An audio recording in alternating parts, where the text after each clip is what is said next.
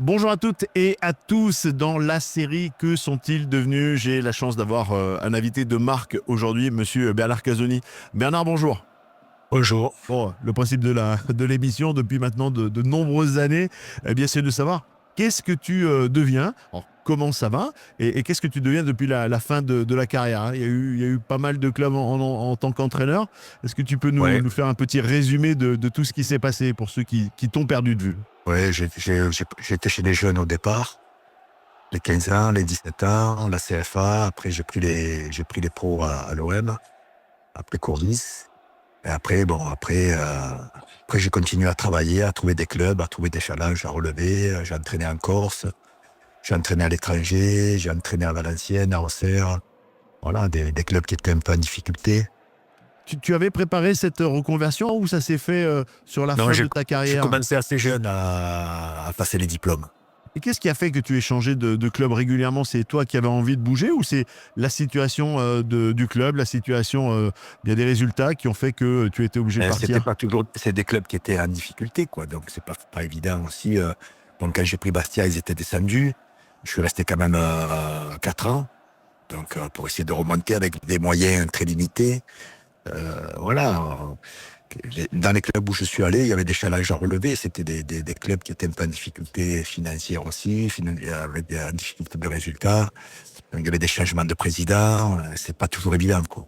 Quel est le club où tu te sentais le mieux, où tu aurais aimé rester quelques années de plus? C'était à Evian. Eh bien, À Evian, j'ai pris le club en national. J'ai été champion national. Je suis arrivé en décembre. Ils étaient troisième. J'ai été champion avec 10 points d'avance.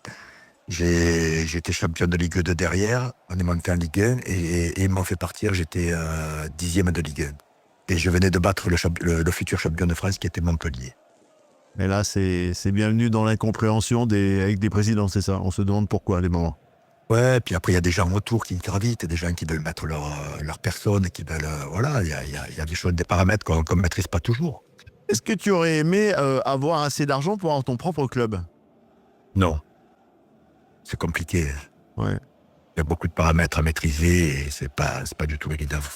Là, tu te situes à quel endroit en ce moment? Donc, tu es un peu en pause, on va dire, tu es en attente, Là, je suis pourquoi pas, à Bastia, à à côté de Bastia, Bastia. ouais. Ouais, à Borgo, à côté de Bastia. Là, Sur pour moi.